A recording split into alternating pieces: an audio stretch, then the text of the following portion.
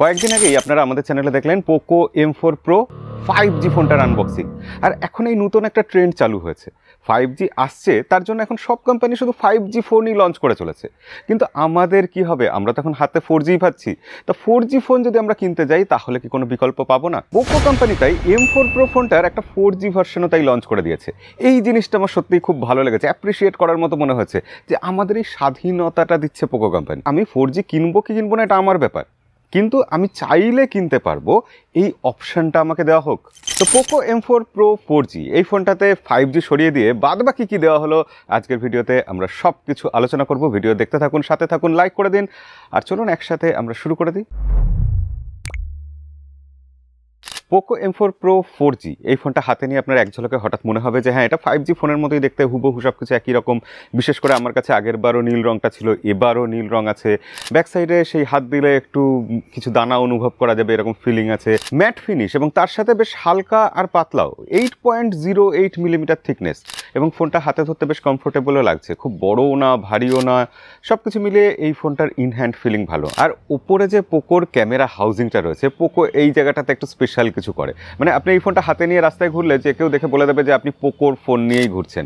তবে পাশাপাশি যদি আমরা পোকো M4 Pro 5G আর 4G রাখি তাহলে আপনি তফাৎ বুঝতে পারবেন যে ক্যামেরা হাউজিংয়ে ব্র্যান্ডিংটা একটু অন্যরকম করা হয়েছে। ক্যামেরা হাউজিংয়ের ক্যামেরাগুলোর প্লেসমেন্টও দেখতে একটু অন্যরকম। দেখে মনে হচ্ছে এখানে যে বেশ 4-5টা ক্যামেরা দেওয়া হয়েছে, প্রচুর ক্যামেরা ঠুসে দেওয়া আছে, কিন্তু আসলে এখানে আছে 3টেই ক্যামেরা। একটা জায়গায় AI লেখা রয়েছে আর একটা হচ্ছে ফ্ল্যাশের জন্য বরাদ্দ করা হয়েছে। এই ফোনটাতেও উপরে 3.5mm হেডফোন জ্যাকের পোর্ট রয়েছে, একটা স্পিকার গ্রিল রয়েছে, IR ব্লাস্টার রয়েছে, সেকেন্ডারি নয়েজ ক্যান্সেলেশন মাইক রয়েছে, আর তলাতেও একটা স্পিকার গ্রিল রয়েছে, Type-C পোর্ট রয়েছে, আর একটা নয়েজ ক্যান্সেলেশন মাইক রয়েছে। অর্থাৎ কি দাঁড়ালো? ডুয়েল স্পিকার আর স্পেশাল IR ব্লাস্টার। আপনার ফোনটাকে আপনি রিমোট কন্ট্রোলের মতো ইউজ করতে পারবেন। আর ডান দিকে রয়েছে power of on button volume বাটনের ঠিক নিচে, যার মধ্যে ফিঙ্গারপ্রিন্ট সেন্সারটাও দেওয়া হয়েছে এবং সেটা খুব ভালো সুপারফাস্ট কাজ করছে। এই সব নিয়ে পোকো কখনো কোনো ঝামেলা করে না। উল্টো দিকে সিম ট্রেটা রয়েছে এবং যেখানে দুটো সিম, একটা ডেডিকেটেড মেমোরি কার্ডের স্লট আমরা পাচ্ছি, এবং সেই মেমোরি কার্ডের স্লটটাতে আপনি 1 terabyte of the memory card ভরতে পারবেন। এই জিনিসগুলো আজকালকার দিনে বিরল হয়ে যাচ্ছে। আর এখানে দেখুন গ্যাসকেট দেওয়া আছে, অর্থাৎ এটা স্প্ল্যাশ প্রুফ। ডিসপ্লেটা 6.43 ইঞ্চির 90 হার্টজের ফুল HD প্লাস এবং তার সাথে অ্যামোলেড ডিসপ্লে। খেয়াল করে দেখুন এই দামে অ্যামোলেড ডিসপ্লে দেওয়া হয়েছে প্লাস হায়ার রিফ্রেশ রেট দেওয়া হয়েছে।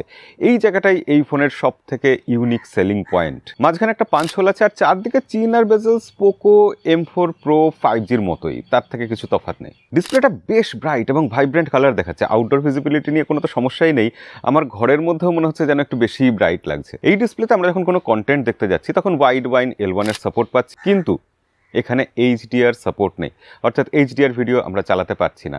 তাছাড়াও এই ডিসপ্লেতে আমার মনে হলো কালো জায়গাগুলো একটু বেশি কালো, মানে একটু বেশি কন্ট্রাস্টই এই ডিসপ্লেটা আমার মনে হয়েছে। সেটা অনেকের পছন্দ নাও হতে পারে, আবার অনেকের এটাই হয়তো ভালো লাগে। 5000 mAh ব্যাটারি, 33 ওয়াটের ফাস্ট চার্জার, একদম টিপিক্যাল সব জিনিসপত্র রয়েছে। এই ব্যাটারিটাকে এই চার্জার দিয়ে চার্জ দিতে মোটামুটি ওই 70 থেকে 75 মিনিটের মতো সময় লাগছে। কিন্তু এই ফোনের সবথেকে ইন্টারেস্টিং ব্যাপার হয়ে যায় এর প্রসেসর। এখানে 4G প্রসেসর দেওয়া হয়েছে এবং সেটা নতুন প্রসেসর। কিন্তু এখানে যে মিডিয়াটেক হেলিও G96 প্রসেসর দেওয়া হয়েছে সেটা আসলে G95 এর সাকসেসর, কিন্তু তফাৎ খুব বেশি কিছু নেই। G95 এর ওপর আমরা 120 হার্টজ রিফ্রেশ রেটের সাপোর্ট যোগ করে দিয়ে G96 প্রসেসরটা পাচ্ছি, কিন্তু সেই 120 হার্টজ রিফ্রেশ রেট এই ফোনে পাচ্ছি না, তার বদলে এখানে 90 হার্টজের রিফ্রেশ রেট পাচ্ছি। মানে ওভারঅল ধরে নিতে পারেন G95 প্রসেসরটাই এখানে রয়েছে, যেটা বহু পরীক্ষিত প্রসেসর এবং সেই প্রসেসরটা আমরা দেখেছি এর আগে বহু ফোনে খুব ভালোভাবে পারফর্ম করেছে। তো এই ফোনেও G96 প্রসেসর বেশ ভালোভাবে পারফর্ম করেছে, আমরা কোনো রকম সেরকম সমস্যা পাইনি। কিন্তু UI এর ক্ষেত্রে আমরা স্ক্রল করতে গিয়ে দেখলাম টুকটাক মাঝে মধ্যে একটু আমরা ল্যাগ পাচ্ছি, স্টার্টার পাচ্ছি। আর গেম প্লের ক্ষেত্রে PUBG আমরা 40 FPS এ খেলতে পেরেছি এবং এটা ঠিকঠাক চলেছে। এই প্রাইস সেগমেন্টে যেটুকু ফ্রেম ড্রপ বা স্টার্টার আমরা লক্ষ্য করছিলাম সেগুলো খুবই স্বাভাবিক ব্যাপার। তবে সবথেকে বড় কথা যে এই ফোনটা গরম হচ্ছে না। আমি PUBG খেলার পর দেখলাম যে না, সেভাবে গরম হচ্ছে না। CPU থ্রটলিং টেস্ট করেও দেখলাম যে খুব বেশি থ্রটল হচ্ছে না, ঠিকঠাকই আছে। এখানে LPDDR4X RAM, UFS 2.2 storage type রয়েছে, কিন্তু আমরা যখন ডিস্ক রিড রাইট টেস্ট করলাম স্পিড একটু কমই মনে হলো। ক্যারিয়ার অ্যাগ্রিগেশন আছে, ডুয়েল স্টিরিও স্পিকার আছে আপনাদের বললাম, কিন্তু তলার দিকের স্পিকারটা থেকেই মেনলি আওয়াজ আসে, উপরের স্পিকারটা থেকে সেরকম খুব একটা কিছু আওয়াজ আমরা পেলাম না। আপনাদের একটা সাউন্ড স্যাম্পল শুনিয়ে দিচ্ছি।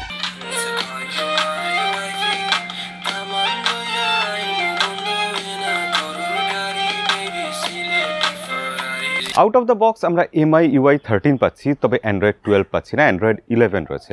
আর MI UI এখন কিন্তু বেশ পরিষ্কার পরিচ্ছন্ন হয়ে গেছে। প্রি ইনস্টলড অ্যাপ্লিকেশন কিছু আছে, তবে সেগুলোকে আনইনস্টল করে ফেলা যাচ্ছে। আর আপনি সেট আপ করার সময় যদি অ্যাডের ব্যাপারটাকে ঠিকঠাক সেট আপ করতে পারেন, তাহলে আপনাকে কোনো অ্যাড জ্বালাতনও করছে না। এখানে অলওয়েজ অন ডিসপ্লে, অনেক কালারফুল ঘড়ি টড়ি সহ রয়েছে, সাইড বার রয়েছে, মোট কথা যত রকম ফিচার হতে পারে সবই আছে। তবে গুগল ডায়ালার রয়েছে, অর্থাৎ সৎ কল রেকর্ডার আপনারা এখানে পাবেন। ক্যামেরা কীরকম? ব্যাক সাইডে রয়েছে 64+8+2 মেগাপিক্সেল ক্যামেরা, 3টে ক্যামেরা আপনাদের শুরুতেই বলেছিলাম।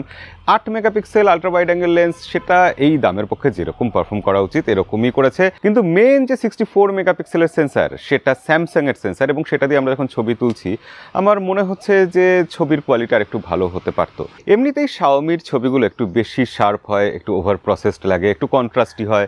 এখানে সেই ব্যাপারগুলো পূর্ণ মাত্রায় রয়েছে। সেক্ষেত্রে আমরা আশা করব যে পোকো আগামী দিনে সফটওয়্যার আপডেটের মাধ্যমে ক্যামেরার ক্ষেত্রে অপটিমাইজেশন আর একটু বেটার করবে। আর ফ্রন্টে যে 16 মেগাপিক্সেল সেলফি ক্যামেরাটা রয়েছে, সেটার ক্ষেত্রেও একই কথা প্রযোজ্য। এমনিতে সেলফি তো ভালো আসছেই, এজ ডিটেকশনও ঠিকঠাক আছে, কাজ চলে যাচ্ছে, কোনো রকম অসুবিধা নেই। এই দামে আমি বলবো এই যে ক্যামেরা সেট আপ রয়েছে সেটা অ্যাকসেপ্টেবল, সেটা খারাপ না, আবার অসাধারণ কিছু নয়। ভিডিওর ক্ষেত্রে এখানে 4K-তে ভিডিও রেকর্ড করা যায় না, 1080p 30 fps-এই ভিডিও রেকর্ড করতে পারবেন। ভিডিওর স্যাম্পল আপনাদের একটা দেখিয়ে দিচ্ছি।